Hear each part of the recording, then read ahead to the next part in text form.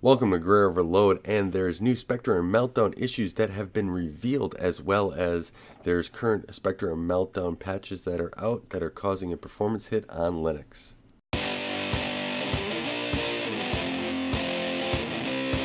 So with Spectre and Meltdown, 7 more vulnerabilities that have been found. So this has been the year of more vulnerabilities, especially in the hardware side, CPU side, that we've never seen before, never been researched really.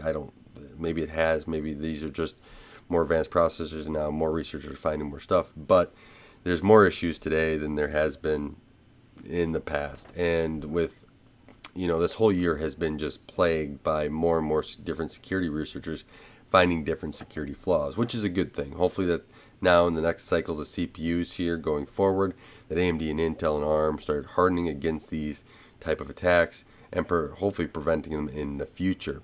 But then you also have the slowness that comes in with the software side patches, and I'll address that with the Linux stuff in the end. But I will also post the white paper for these 7 new Spectre and Meltdown flaws in the description below. So check it out if you feel like reading a nice 16-page white paper. But the Meltdown basic gist, I want to review a little bit about Meltdown. And Meltdown basically allows a user program that's running in the CPU to be able to access operating system stuff, and that should be separated. Then there should be permissions. Basically, if the user program needs it, it has to go through permissions to be able to access those items. And then Spectre, on the other hand, that's just programs being able to grab data from another program that it shouldn't have access to, right? And so, like, you think of malware or something running, another little program running on your CPU that's able to access, your passwords, your encryptions, whatever. And most people don't want that. And so, basic items. That's the basic terms of how these operate. And the researchers found 2 new meltdowns, which is Meltdown BR and Meltdown BK. And I'm going to post actually a ZDNet article in the description below as well, because they did a really good job going through a lot of the research that was in there. Has some of their tables. Let me know if you want me to do a deep dive of kind of what the white paper says of these 7 new ones. I'm more than willing to. I've read through a lot of it already, so I'm more than willing to do that as well. But the Meltdown BR exploit is an x86 bound instructions on Intel and AMD, and the Meltdown PK bypass is a bypass memory protection key on Intel CPUs.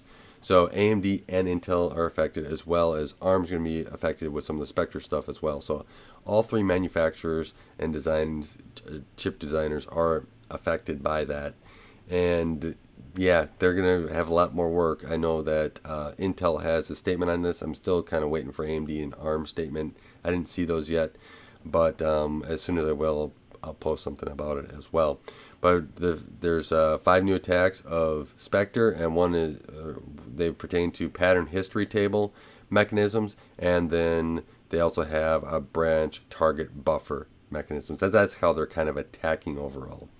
An Intel statement on the vulnerability is very, very clear that they want to resolve this as fast as possible. They also believe that they have addressed these already with existing updates. So Intel statement says the vulnerabilities documented in this paper can be fully addressed by applying existing mitigation techniques for Spectre and Meltdown, including those previously documented here, where they have a link, and elsewhere by other chip makers. Protecting customers continues to be critical priority for us, and we thank full to the team at Graz University of Technology, IMEC ZDNet, KU Leuven, and the College of William & Mary for the ongoing research. And that's the key, is ongoing research to make sure and they discover these flaws out there, and Intel can go through and patch them, AMD as well.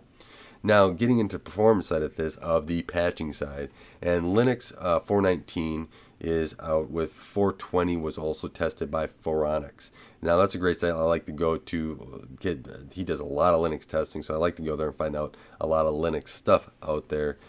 Keeps me up to date on all of this Linux testing, and he does a great job of it overall.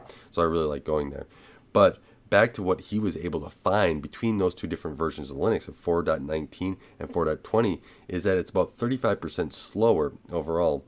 And even Linus of Trovolo, hopefully I'm pronouncing that correctly, but he was even saying that this performance hit is just outrageous, and that something else is going to have to be done, because what they're trying to what they're tracing it back to is the single-threaded indirect branch predictors fix for the cross, basically it's for the cross thread hyper-threading Spectre 2 variant. So you have hyper-threading, which runs two processes on one core, and during this time this was supposed to kind of fix that. But in essence, it's kind of, to me, just looking at the data, just disable hyper-threading.